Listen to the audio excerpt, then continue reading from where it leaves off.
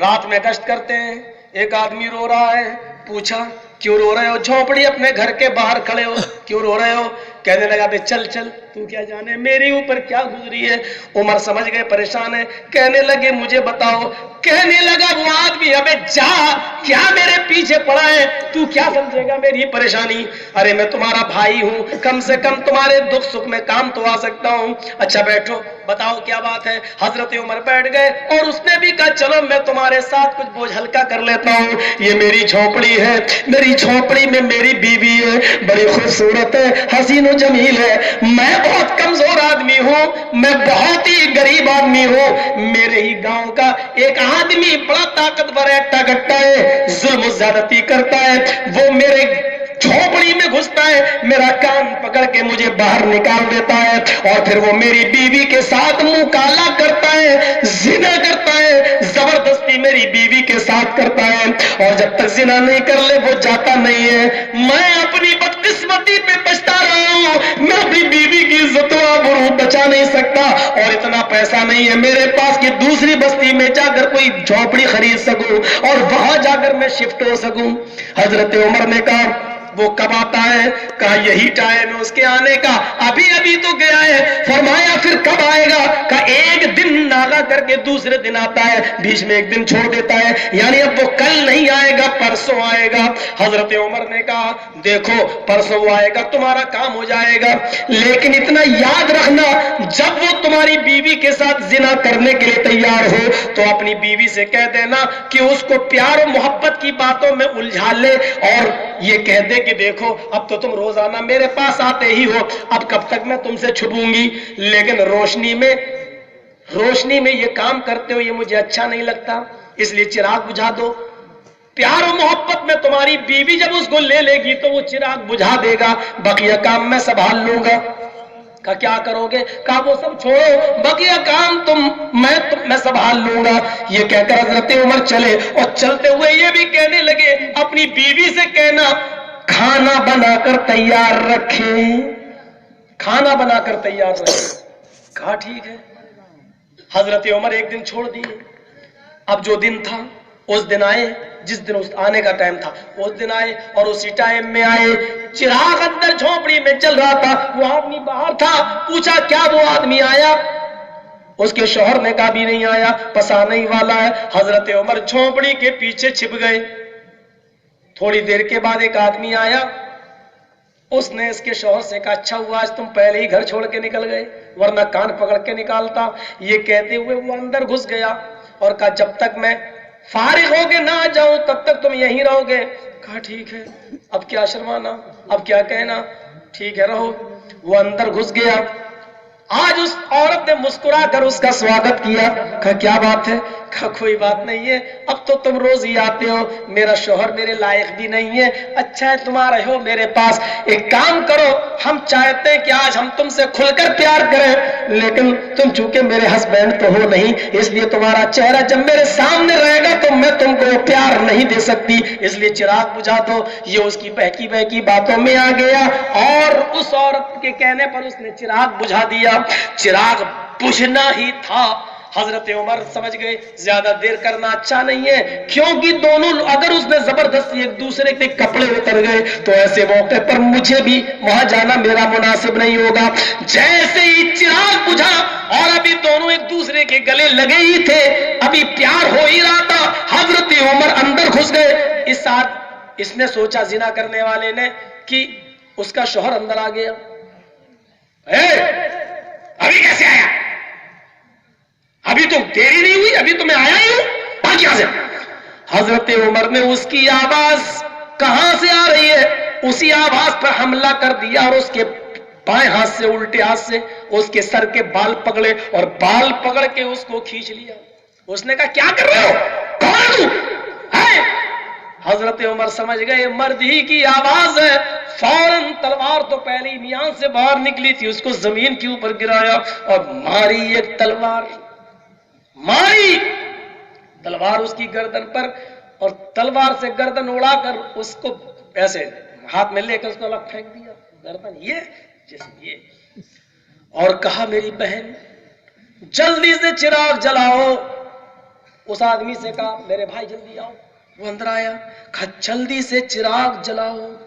जैसे ही चिराग जलाया, हजरत उमर चिराग की रोशनी में उसकी शक्ल देखते हैं कौन है, और उसकी बॉडी मिलाते हैं, मुस्कुराते हैं और मुस्कुरा कर कहते हैं अल्हम्दुलिल्लाहि रब्बिल आलमीन। उस औरत का शौहर कहता है ये कौन आदमी है, किसी के मरने के बाद इन्ना लिल्लाह पढ़ी जाती है, ये अल्हम्दुलिल्लाह पढ़ रहे हैं। कहा जल्दी से खाना लगाओ। चटाई बिछी और खाना लगाया। हजरत उमर खाना खा रहे हैं और डेड बॉडी को देखते जा रहे हैं, और ये दोनों डर रहे हैं, बॉडी सामने पड़ी है डेड और ये खाना खा रहा है। हजरत उमर ने पेट भर के खाना खाया और कहा अल्लाह की कसम मेरे भाई, आज तक मैंने इतना पेट भर के खाना अपनी पूरी जिंदगी में नहीं खाया जितना आज खाया है। लाश के सामने बैठकर खाना, खून का, हम तो डर जाएंगे। और ये खाना, कहा कोई बात नहीं अब तुम रुको। और ये चलने लगे। उसने डर के मारे पीछे से पकड़ लिया, जा कहा रहे हो, ये डेड बॉडी, मेरा क्या होगा। हजरत उमर को पता चलेगा तो मुझे भी कत्ल कर दिया, ये मुसीबत मेरे गले में। हजरत उमर मुस्कुराए और कहा कोई बात नहीं, मैं ही उमर हूं, मैं ही अमीरुल मोमिनीन हूं। थोड़ी देर के बाद यहाँ 2-3 आदमी आएंगे और डेड बॉडी को ठिकाने लगा देंगे जहां लगना चाहिए। अब उसकी सांस में सांस है, अमीरुल मोमिनीन आप थे उस दिन, माफ कर दीजिए। मैंने कहा बे चल चल, तू क्या जाने मेरे ऊपर मुसीबत अब डाले। कोई बात नहीं।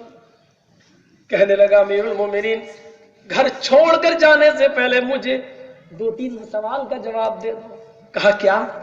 कहा ये बताइए आपने ये क्यों कहा था कि चिराग बुझा देना, जबकि चिराग जलते हुए पहचानने में आपको ज्यादा आसानी होती, चिराग बुझने में दिक्कत ज्यादा थी। तलवार अंधेरे में मेरे बीवी के गर्दन पर भी चल सकती थी, धोखा भी हो सकता था बजाय आदमी के गर्दन पे चलने के, जबकि चिराग जलने में आपको कत्ल करने में आसानी होती। आपने चिराग बुझाने को क्यों कहा था। और दूसरी बात, आपने खाना बनाने के लिए क्यों कहा था। तीसरी बात, आपने जब कटी हुई गर्दन देखी तो इन्ना लिल्लाह के बजाय अल्हम्दुलिल्लाह क्यों पढ़ा था। हजरत उमर फरमाते हैं जिस दिन तूने मुझे ये परेशानी बताई परसों, मैंने उसी दिन कसम खा ली। कहा उमर तेरी दौरे खिलाफत में एक आदमी की बीवी की इज्जत लूट रही है और तू चैन से है। जब तक इस आदमी की गर्दन काट न दूं मैं खाने का लुकमान अपने हलक के नीचे नहीं उतारूंगा। मैंने उस दिन से नहीं, परसों से अब तक मैंने खाने का एक लुकमा भी नहीं खाया था, इसलिए कि तेरा खाना पीना हराम था, तुझे टेंशन था। तो हजरत उमर तेरी टेंशन में रहने के बाद खाना कैसे खा सकता है। अमीरुल मोमिनीन अगर मुझे भूख कैसे लग सकती है। मैं उस दिन से भूखा था, इसलिए सबसे पहले मैंने खाना मांगा, और जब मैंने उसकी गर्दन काट दी तो सबसे पहले मैंने इसीलिए खाना मांगा कि खाना खिला।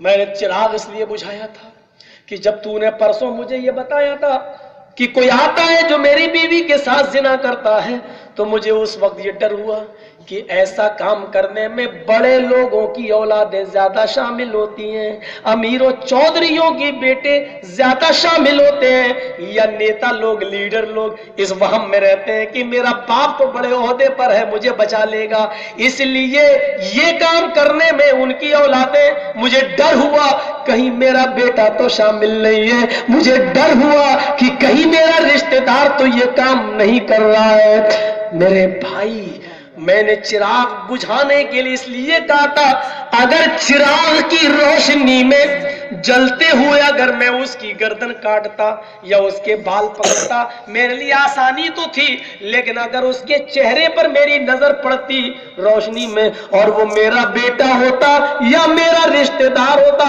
تو شاید میرے دل میں اپنے رشتہ دار کی یا بیٹے کی محبت آ جاتی اور میں اس کی گردن نہیں کاٹ پاتا، پھر میں لے دے کر معاملہ سلجھانے کی کوشش کرتا اور تجھے کچھ لے دے کے معاملے کو ٹھنڈا کرنے کی کوشش کرتا۔